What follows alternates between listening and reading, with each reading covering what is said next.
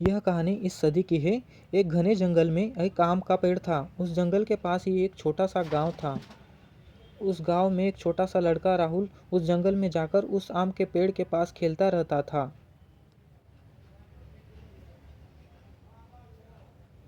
वो उस पर चढ़ता, आम खाता और बाद में आराम से उस पेड़ के नीचे एक नींद की झपकी लेता है।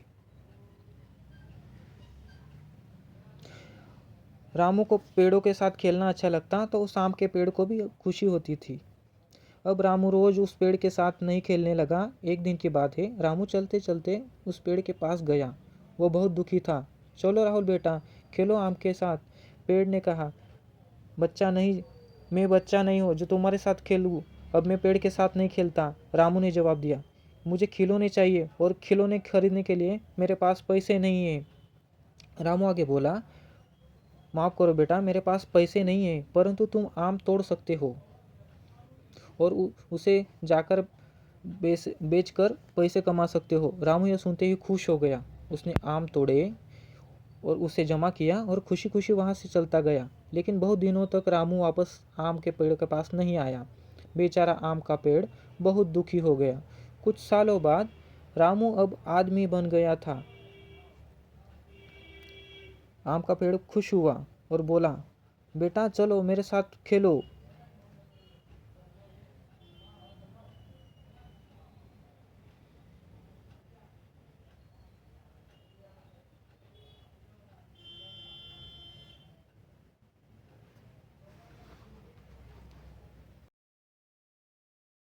साथ खेलने का टाइम नहीं है और वैसे भी मैं अब बड़ा हो गया हूँ। मुझे परिवार के साथ काम करता है और एक घर चाहिए। क्या तुम मेरी मदद कर सकते हो? रामू ने पूछा। मुझे माफ़ कर दो बेटा, मेरे पास तुम्हें देने के लिए कुछ नहीं है, पर तुम मेरी शाखा तोड़कर तुम्हारा घर बना सकते हो।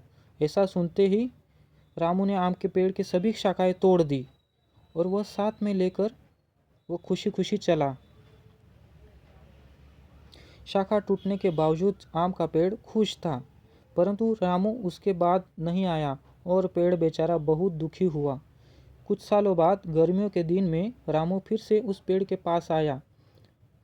आओ बेटा मेरे साथ खेलो, मैं बूढ़ा हो गया हूँ, मुझे ज़िंदगी आराम से बिताने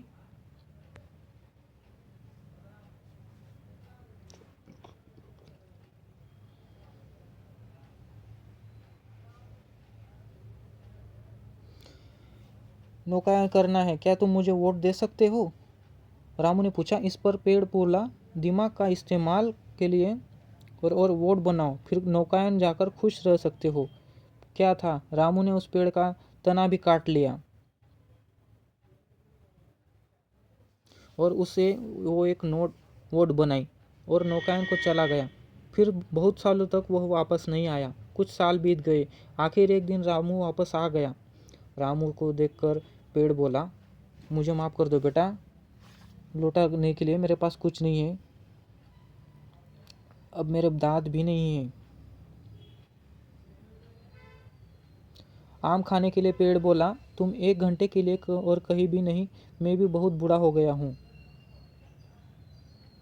शाखाओं पर चढ़ने के लिए राहुल ने जवाब दिया। पेड़ पर बोला, बहुत सचमुच कुछ नहीं बचा है।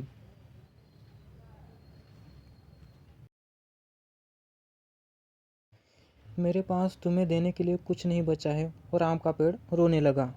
किसी की किसी भी चीज़ की ज़रूरत हो तो मैं थक गया हूँ, आराम करना चाहता हूँ। बूढ़ा पेड़ बोला, तो फिर तो अच्छा है, पेड़ की जड़ों आराम के लिए सबसे अच्छी जगह है, तुम आराम करो। रामू नीचे बैठा। आम का पेड़ खुश हुआ और वह रोने लगा। हेलो दोस्तों, यह कहानी हमारे दिल को छू लेती है। कैसे एक पेड़ हमारे जीवन में बस जीवन भर देते ही रहता है और इंसान उस बात की कद्र तक नहीं करता। पेड़ हमें छांव तक और फल देते हैं और लकड़ियाँ देते हैं, पर हम इंसान उन्हें बेरहम से हमारे फ़ायदे के लिए काटते हैं और वापस कुछ नहीं देते। दोस्तों, आपसे गुजारिश है कि आप नया पेड़ नहीं लगा सकते तो कम से कम उन्हें काटो मत। धन्यवाद। तो दोस्तों, आपको ये कहानी कैसी लगी मुझे कमेंट बॉक्स में ज़रूर बताइए। तो चलो दोस्तों, मिलते हैं नेक्स्ट वीडियो में।